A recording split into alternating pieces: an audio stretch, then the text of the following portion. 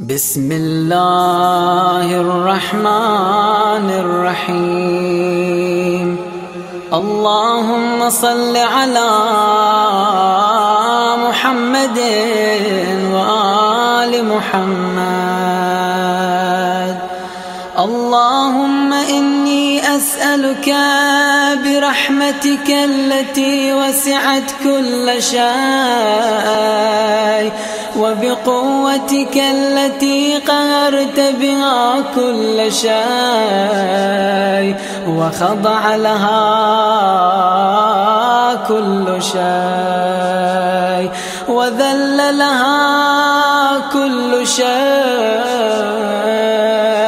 وبجبروتك التي غلبت بها كل شيء وبعزتك التي لا يقوم لها شيء وبعظمتك التي ملأت كل شيء وبسلطانك الذي على كل شيء وبوجهك الباقي بعد فناء كل شيء وبأسمائك التي ملأت أركان كل شيء وبعلمك الذي أحاط بكل شيء وبنور وجهك الذي أضاء له كل شيء. يا نور يا قدوس يا نور يا قدوس يا نور يا قدوس يا أول الأولين ويا آخر الآخرين. اللهم اغفر لي الذنوب التي تهتك العصام. اللهم اغفر لي الذنوب التي تنزل النقام. اللهم اغفر لي الذنوب التي تغير النعام. اللهم اغفر لي الذنوب التي تحبس الدعاء. اللهم اغفر لي الذنوب التي تنزل البلاء. اللهم اغفر لي كل ذنب أذنبته وكل خطيئة أخطأتها. اللهم إني أتقرب إليك بذكرك وأستشفع بك إلى نفسك وأسألك بجودك أن تدنيني من قربك وأن توزعني شكرك وأن تلهمني ذكرك. اللهم إني أسألك سؤال خاضع متذلل خاشع أن تسامحني وترحمني وتجعلني بقسمك راضيا قانعا وفي جميع الأحوال متواضعا. اللهم وأسألك سؤال من اشتدت فاقته وأنزل بك عند الشدائد حاجته وعظم فيما عندك رغبته. اللهم عظم سلطانك وعلى مكانك وخفي مكرك وظهر أمرك وغلب قهرك وجرت قدرتك ولا يمكن الفرار من حكومتك. اللهم لا أجد لذنوبي غافرا، ولا لقبائحي ساترا، ولا لشيء من عمل القبيح بالحسن مبدلا غيرك. لا إله إلا أنت سبحانك وبحمدك. ظلمت نفسي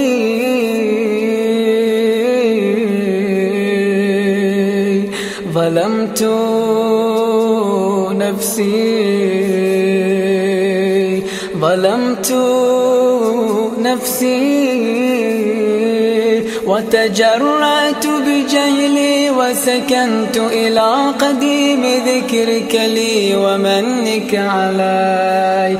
اللهم مولاي كم من قبيح سترته، وكم من فادح من البلاء أقلته، وكم من عثار وقيته، وكم من مكروه دفعته، وكم من ثناء جميل لست أهلا له نشرته. اللهم عظم بلائي وأفرط بي سوء حالي، وقصرت بي أعمالي، وقعدت بي أغلالي، وحبسني عن نفعي بعد آمالي، وخدعتني الدنيا بغرورها، ونفسي بجنايتها، ومطالي يا سيدي، فأسألك بعزتك ألا يحجب عنك دعائي سوء عملي وفعالي، ولا تفضحني بخفي ما اطلعت عليه من سري، ولا تعاجلني بالعقوبة على ما عملته في خلواتي من سوء فعلي وإساءتي ودوام تفريطي وجهالتي وكثرة شهواتي وغفلتي. وكن اللهم بعزتك لي في كل الأحوال رؤوفا، وعلي في جميع الأمور عطوفا. إلهي وربي من لي غيرك، أسأله كشف ضري والنظر في أمري. إلهي ومولاي أجريت علي حكما اتبعت فيه هوى نفسي، ولم أحترس فيه من تزيين عدوي، فغرني بما أهوى وأسعده على ذلك القضاء، فتجاوزت بما جرى علي من ذلك بعض حدودك، وخالفت بعض أوامرك، فلك الحجة علي في جميع ذلك، ولا حجة لي فيما جرى علي فيه قضاءك، وألزمني حكمك وبلاءك. وقد أتيتك يا إلهي بعد تقصيري وإسرافي على نفسي. معتذرا نادما منكسرا مستقيلا مستغفرا منيبا مقرا مذعنا معترفا لا أجد مفرا مما كان مني ولا مفزعا أتوجه إليه في أمري غير قبولك عذري وإدخالك إياي في سعة من رحمتك. اللهم فاقبل عذري وارحم شدة ضري وفكني من شد وثاقي.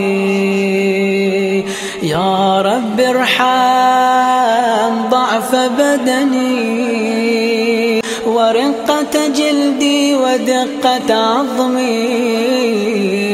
يا من بدأ خلقي وذكري وتربيتي وبري وتغذيتي هبني لابتداء كرمك وسالف برك بي يا إلهي وسيدي وربي.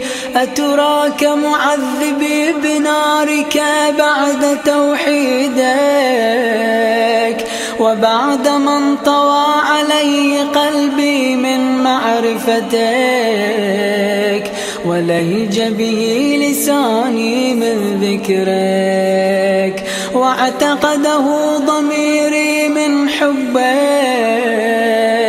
وبعد صدق اعترافي ودعائي خاضعا لربوبيتك. هيهات أنت أكرم من أن تضيع من ربيته أو تبعد من أدنيته أو تشرد من آويته أو تسلم إلى البلاء من كفيته ورحمته. وليت شعري يا سيدي وإلهي ومولاي أتسلط النار على وجوه خرت لعظمتك ساجدا وعلى ألسن نطقت بتوحيدك صادقا وبشكرك مادحا وعلى قلوب اعترفت بإلهيتك محققا وعلى ضمائر حوت من العلم بك حتى صارت خاشعة وعلى جوارح سعت إلى أوطان تعبدك طائعة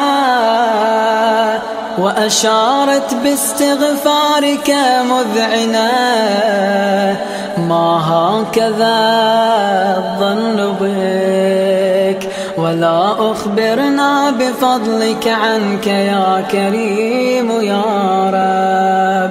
وأنت تعلم ضعفي عن قليل من بلاء الدنيا وعقوباتها وما يجري فيها من المكاره على أهلها على أن ذلك بلاء ومكروه قليل مكثور يسير بقاء قصير مدته. فكيف احتمالي لبلاء الآخرة وجليل وقوع المكاره فيها وهو بلاء تطول مدته ويدوم مقامه ولا يخفف عن أهله، لأنه لا يكون إلا عن غضبك وانتقامك وسخطك، وهذا ما لا تقوم له السماوات والأرض. يا سيدي فكيف بي وأنا عبدك الضعيف الذليل الحقير المسكين المستكين. يا إلهي وربي وسيدي ومولاي، لأي الأمور إليك أشكو ولما منها أضج وأبكي، لأليم العذاب وشدته أم لطول البلاء ومدته؟ فلئن صيرتني وسيدي ومولاي وربي صبرت على عذابك، فكيف أصبر على فراقك؟ وهبني صبرت على حر نارك، فكيف أصبر عن النظر إلى كرامتك؟ أم كيف أسكن في النار ورجائي عفوك؟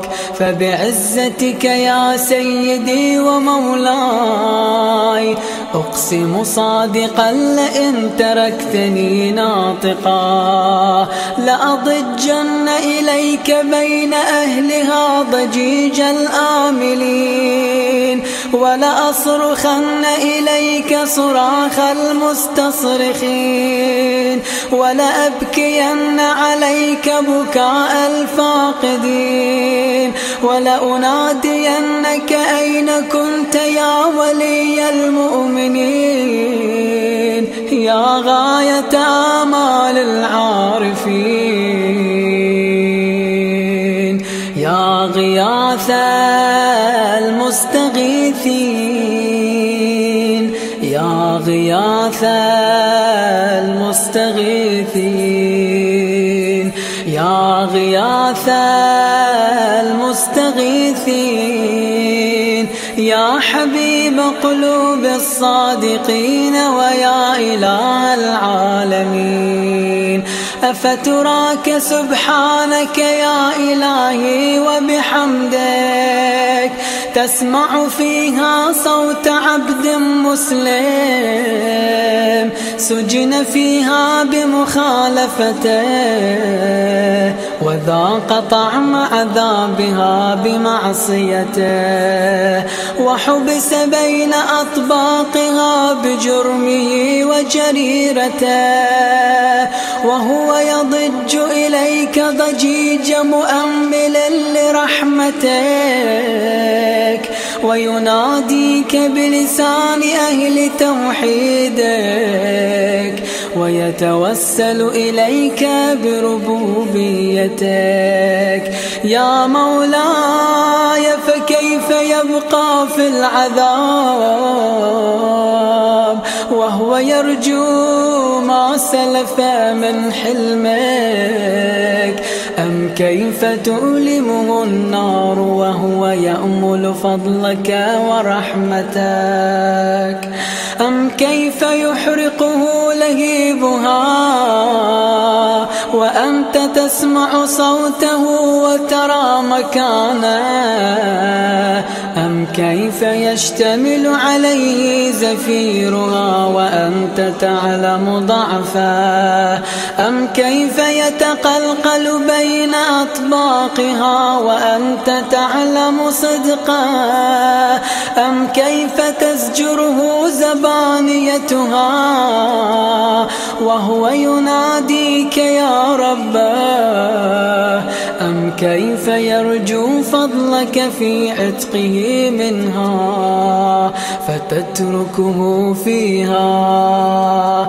هيهات ما ذلك الظن بك ولا المعروف من فضلك ولا مشبه لما عاملت به الموحدين من برك وإحسانك.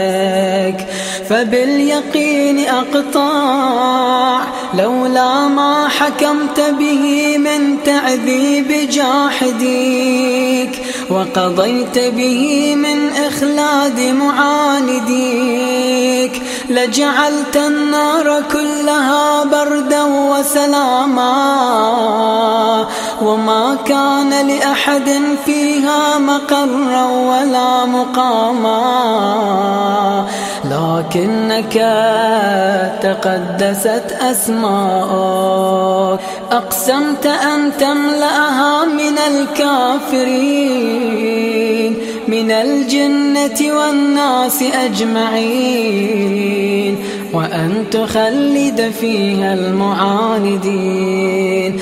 وأنت جل ثناؤك قلت مبتدئا وتطولت بالإنعام متكرما. أفمن كان مؤمنا كمن كان فاسقا لا يستوون. إلهي وسيدي فأسألك بالقدرة التي قدرتها وبالقضية التي حتمتها وحكمتها وغلبت من عليه أجريتها أن تهب لي في هذه الليلة وفي هذه الساعة كل جرم أجرمته وكل ذنب أذنبته وكل قبيح أسررته وكل جهل عملته كتمته أو أعلنته أخفيته أو أظهرته وكل سيئة أمرت بإثباتي الكرام الكاتبين الذين وكلتهم بحفظ ما يكون مني وجعلتهم شهودا علي مع جوارحي وكنت أنت الرقيب علي من ورائهم والشاهد لما خفي عنهم وبرحمتك أخفيت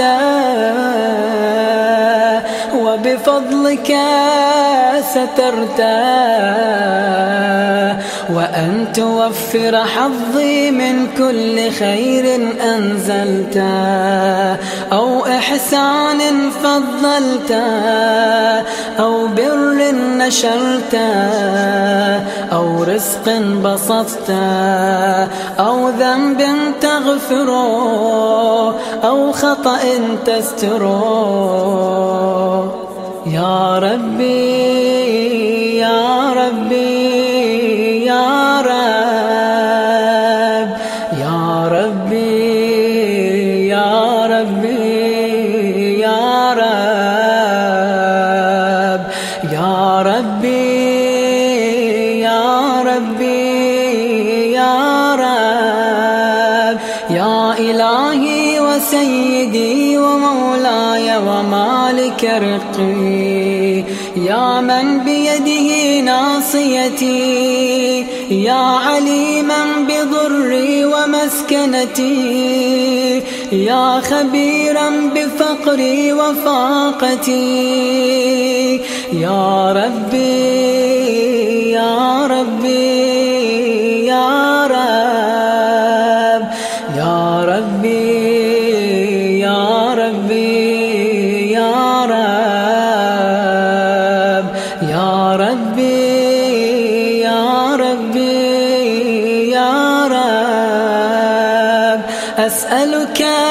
بحقك وقدسك وأعظم صفاتك وأسمائك أن تجعل أوقاتي من الليل والنهار بذكرك معمورا وبخدمتك موصولا وأعمالي عندك مقبولا حتى تكون أعمالي وأورادي كلها وردا واحدا وحالي في خدمتك سرمدا يا سيدي يا من عليه معولي يا من إليه شكوت أحوالي يا ربي يا ربي يا رب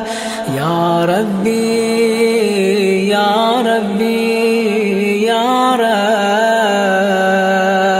يا ربي يا ربي يا رب قو على خدمتك جوارحي واشدد على العزيمة جوانحي وهب لي الجد في خشيتك والدوام في الاتصال بخدمتك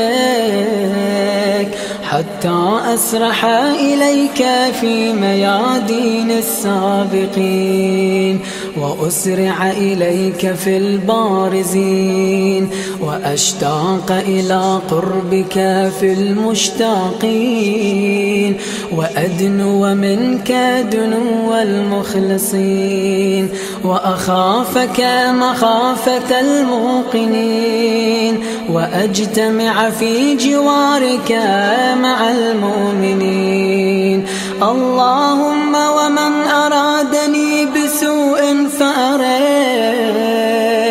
ومن كادني فكد واجعلني من أحسن عبيدك نصيبا عندك وأقربهم منزلة منك وأخصهم زلفة لديك فإنه لا ينال ذلك إلا بفضلك وجد لي بجودك واعطف علي بمجدك واحفظني برحمتك واجعل لساني بذكرك لهجا وقلبي بحبك متيما ومن علي بحسن إجابتك وأقلني عثرتي واغفر لي زلتي فإنك قضيت على عبادك بعبادتك وأمرتهم بدعائك وضمنت لهم الإجابة فإليك يا رب نصبت وجهي وإليك يا رب مددت يدي فبعزتك استجب لي دعائي وبلغني مناي ولا تقطع من فضلك رجائي واكفني شر الجن والإنس من أعدائي يا سريع الرضا اغفر لمن لا يملك إلا الدعاء فإنك فعال لما تشاء يا من اسمه دواء وذكره شفاء وطاعته غنى ارحم من رأس ماله الرجاء سلاحه البكاء يا سابغ النعم